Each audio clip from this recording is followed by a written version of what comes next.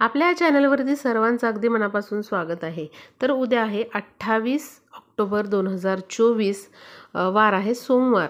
तर उद्या आहे वसुबारस। दिवाळी सणाची सुरुवात ही वसुबारसपासून होत असते।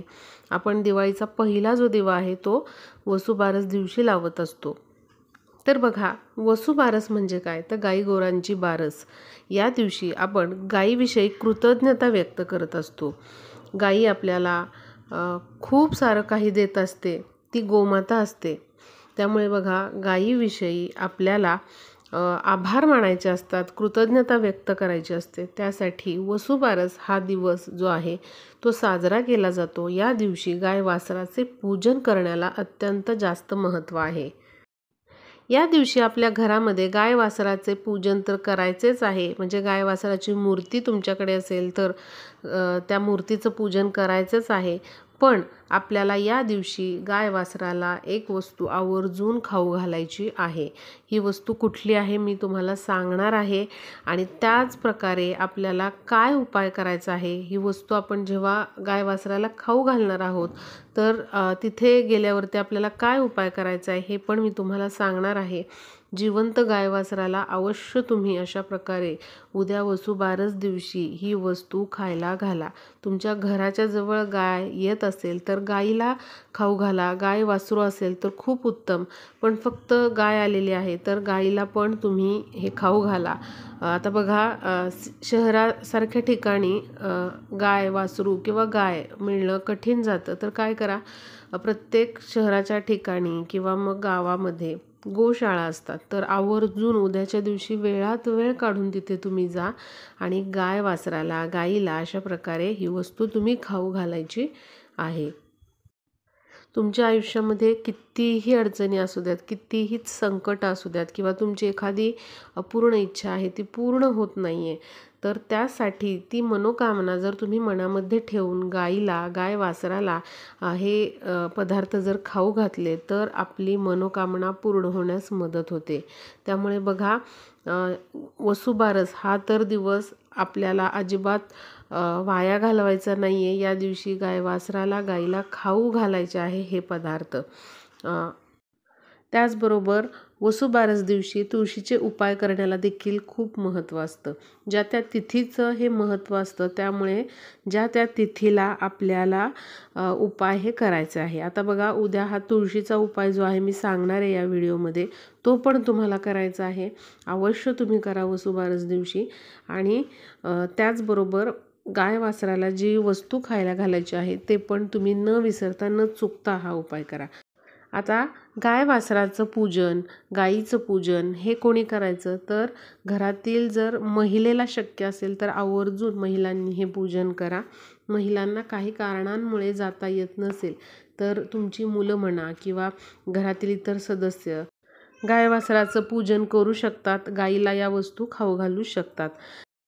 तर उद्या दिवसभरात कधीही तुम्ही अशा प्रकारे या वस्तू गाईला, गाय वासराला खाऊ घालू शकता। तर काय करायचं आहे तुम्हाला, उद्या तुम्हाला गाईची पूजा करायची आहे। शक्य असेल तर गाईची पूजा करा। समजा तुमच्या शेजारी पाजारी आहेत, तुमचे शेजारी, त्यांच्याकडे गाय वासरू आहे, तर तिथे जाऊन तुम्ही त्यांचं पूजन केलं तरी चालेल, गोशाळेत केलं तरी चालेल, किंवा घराच्या समोर तुमच्या गाय आलेली आहे पण वासरू नाही आहे तर काय, तर तुम्ही फक्त गाईची केली तरी चालेल।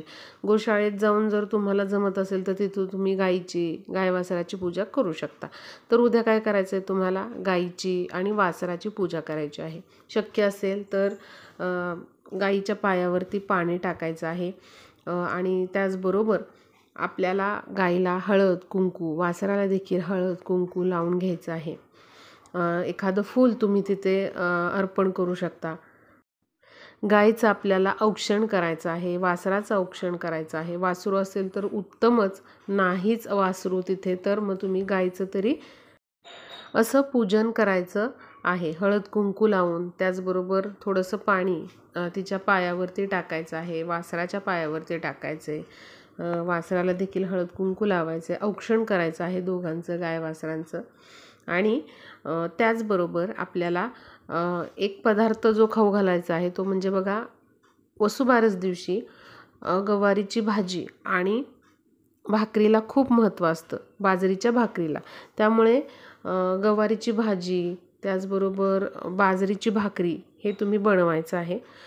त्याचबरोबर या भाकरीवरती तुम्हाला गुळाचा खडा ठेवायचा आहे. गुळाचा खडा ठेवायचा आहे. त्याचबरोबर चणा डाळ जी आहे भिजवलेली, भिजवून न्या चणा डाळ, कारण कच्ची तशी नेली तर गायला वासराला त्रास होऊ शकतो. त्यामुळे भिजवून घ्या चणा डाळ 1 तास आणि थोडीशी चणा डाळ त्या बाजरीच्या भाकरीवरती ठेवायची आहे. गुळाचा खडा थोडासा जास्त नेला तरी चालेल. त्याचबरोबर थोडीशी गवारीची भाजी न्यायची आहे आणि या सगळ्यावरती अजून एक वस्तू जी आहे ते आपल्याला ठेवायची आहे, ती म्हणजे केळ. केळ गाईला खाऊ घालणं वसुबारस दिवशी खूप महत्त्वाचं आहे. तर बघा आता हे केळं कशी न्यायची, तर तुम्ही डझनभर, अर्धा डझनभर, 5 केळी किंवा 1 जरी केळ आणलं तरी चालेल. त्याआधी काय करा, तुमच्या देवघरामध्ये ठेवायचं आहे तुम्हाला. काही वेळ ठेवा तुम्ही आज जरी आणून ठेवली केळं तरी चालतील आणि उद्या फक्त तुम्हाला काय करायचं आहे, ही केळं जी आहेत ती तुमच्या देव्हाऱ्यासमोर ठेवायची आहेत आणि त्यातील 5 केळं म्हणा किंवा तुम्हाला जेवढी शक्य आहेत तेवढी त्यातली केळं ही न्यायची आहेत. आणि जो आपण नैवेद्य आता मी सांगितला, बाजरीची भाकरी, गवारीची भाजी, त्याचबरोबर गूळ, भिजवलेली चणा डाळ, याच्याबरोबर तुम्हाला केळ देखील गाईला खाऊ घालायचं आहे.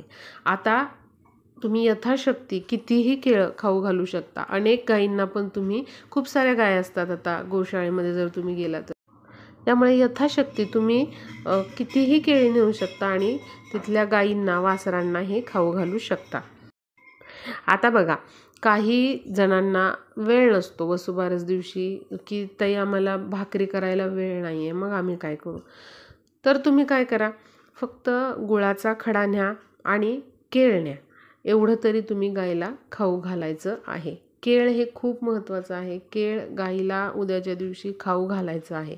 बघा, तसं बाजरीच्या भाकरीचं खूप जास्त महत्त्व आहे. त्यामुळे शक्य झालंच तर उद्या तुम्ही बाजरीची भाकरी, गुळाचा खडा, भिजवलेली चणा डाळ, केळ, थोडीशी गवारीची भाजी, हे तर काय वासराला खाऊ घालायचंच आहे.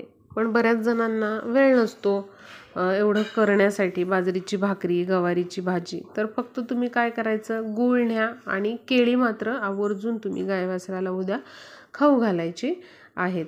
फक्त जरी तुम्ही केळी नेली तरीही चालेल, काही हरकत नाही. आणि तुम्हाला हे खाऊ घालत असताना ओम नमो भगवते वासुदेवाय नमः या मंत्राचा जप सुरू ठेवायचा आहे. तुम्ही गायचं, वासराचं पूजन करताय, त्यांना तुम्ही खाऊ घालताय, तर ओम नमो भगवते वासुदेवाय नमः असा तुम्हाला जो मंत्र आहे तो म्हणत राहायचा आहे. हात जोडून तुमची काय इच्छा आहे ते तुम्हाला मागायची आहे. गोमातेला सांगायचं आहे, माझ्या घरामध्ये सुख समृद्धी येऊ दे, माझ्या मुलांची प्रगती होऊ दे, माझ्या पतीची प्रगती होऊ दे, त्याचबरोबर सर्वांना आरोग्य लाभू देत, अशी तुम्हाला प्रार्थना करायची आहे गायला. आणि हे झाल्यानंतर जिथे ती गाय उभी होती, वासरू उभे होते, तर त्यांच्या पायाखालची जी धूळ आहे ती तुम्हाला तुमच्या मस्तकाला टिळा लावायचा आहे. आणि असा हा टिळा जो आहे तो तुम्ही स्वतःला लावा, मुलांना लावा, तुमच्या पतीला मस्तकाला लावू शकता हा टिळा. त्याचबरोबर 1-1 केळ घरातील सर्व सदस्यांनी गाई वासराला अवश्य खाऊ घाला. बघा, सुख समृद्धी, भरभराट, आनंद सर्व काही आपल्या घरामध्ये येण्यासाठी वसुबारस दिवशी अवश्य तुम्ही गोमातेचे असे पूजन करायचे आहे. हे अत्यंत शुभ मानले गेलेले आहे. एक वेळ तुम्ही वसुबारसचा उपवास नाही केला तरी चालेल, बाकी काही नाही केलं तरी चालेल, पण गाय वासराला अशा प्रकारे तुम्हाला मी जेवढ्या वस्तू सांगितल्या त्या खाऊ घालायच्या आहेत. आणि केळ मात्र आपल्याला अजिबात विसरायचं नाही. तुम्हाला बाकी काहीही नेणं जमलं नाही, फक्त केळ तरी न्या तुम्ही. आणि घरातील प्रत्येक सदस्यांनी हे केळ खाऊ घाला किंवा तुम्ही स्वतः जाऊन हे केळ जे आहे ते खाऊ घालायचे. आता गाय वासराला हे कधी खाऊ घालायचं, दिवसभरात कधीही, तुम्ही सकाळी घाला, दुपारी जा, संध्याकाळी जा, चालेल, काही हरकत नाही. आता तुळशीचा उपाय बघूया. तर उद्याच्या दिवशी आपल्याला काय करायचं आहे, तर चिमूटभर हळद घ्यायची आहे आणि ती तुळशीला अर्पण करायची आहे. तुळशीलाही अर्पण करत असताना ओम नमो भगवते वासुदेवाय नमः या मंत्राचा जप अवश्य करा। आता काय करायचं आहे, एक चांदीची वाटी घ्या किंवा मग स्टीलची वाटी घ्या, त्यामध्ये पाणी घ्या आणि पाण्यामध्ये थोडीशी हळद मिक्स करायची आहे आणि तुम्हाला काही वेळ हे हळदीचं पाणी जे आहे ज्या वाटीमध्ये आपण केलेलं आहे तर ती वाटी तुळशीमध्ये ठेवायची आहे। उपाय करताना तुळशीसमोर दिवा लावायला विसरू नका। उद्या सकाळ संध्याकाळ तुळशीसमोर दिवा हा आवर्जून लावायचा आहे आणि त्यानंतर आपल्याला अशी ही जी वाटी आहे पाण्यामध्ये थोडीशी हळद मिक्स करून ती वाटी तुम्हाला तुळशीमध्ये काही वेळ ठेवायची आहे। दिवसभर ठेवली तुम्ही उद्या तरी चालेल आणि काय करायचं आहे, थोड्या वेळाने ती वाटी जी आहे ती उचलायची आहे आणि ते हळदीचं पाणी जे आहे ते तुम्हाला तुमच्या घरभर शिंपडायचं आहे। आंब्याच्या पानाने शिंपडलं तरी चालेल किंवा एखादं फूल घ्या त्या फुलाने शिंपडा तरी चालेल। हे शिंपडत असताना ओम नमो भगवते वासुदेवाय नमः या मंत्राचा जप करायला विसरू नका, तो करायचाच आहे तुम्हाला जप। आणि अशा प्रकारे हे हळदीचं पाणी आपल्या संपूर्ण घरभर शिंपडायचं आहे, आधी उंबरठ्यावरती शिंपडायचं आहे। या उपायामुळे आपला गुरुग्रह जो आहे तो बलवान होण्यास मदत होते। जी हळद आहे ती गुरुग्रहाचं प्रतिनिधित्व करत असते। त्यामुळे बघा, जेव्हा आपण अशा प्रकारे वसुबारस दिवशी हा उपाय करतो तेव्हा ज्या काही आर्थिक अडचणी आहेत त्या आपल्या दूर होतात, जे काही धनलाभाच्या किंवा धनप्राप्तीचे मार्ग अडलेले आहेत ते देखील मोकळे होतात। आणि सर्वांना माहीत आहे भगवान विष्णूंना जी हळद आहे ती अतिशय प्रिय आहे आणि अशा प्रकारे ही हळद जी आहे, हळदीचा उपाय जो आहे तो आपण तुळशीच्या समोर करत आहोत। आणि जेव्हा आपण हे हळदीचं पाणी जे आहे ते तुळशीमध्ये ठेवतो तेव्हा तुळशीमधल्या खूप जास्त सकारात्मक लहरी किंवा तुळशीतली सकारात्मक ऊर्जा त्या हळदीच्या पाण्यामध्ये उतरते। आणि आपण हा जो उपाय करणार आहोत तो उद्या वसुबारस दिवशी म्हणजेच काय गोवत्स एकादशी म्हणजेच रमा एकादशीला करणार आहोत। आणि जेव्हा आपण एकादशी दिवशी अशा प्रकारे भगवान विष्णूंची सेवा करतो आणि हळदीचे उपाय करतो तेव्हा आपल्या कुठल्याही आर्थिक समस्या राहत नाहीत। त्यामुळे बघा, उद्या गोवत्स एकादशीला म्हणजेच वसुबारस दिवशी आपल्याला तुळशीचा हा उपाय करायचा आहे आणि त्याचबरोबर गाईला आपल्याला केळ हे आवर्जून खाऊ घालायचे। व्हिडिओला जास्तीत जास्त शेअर करा। सर्वांना दीपावलीच्या खूप खूप शुभेच्छा।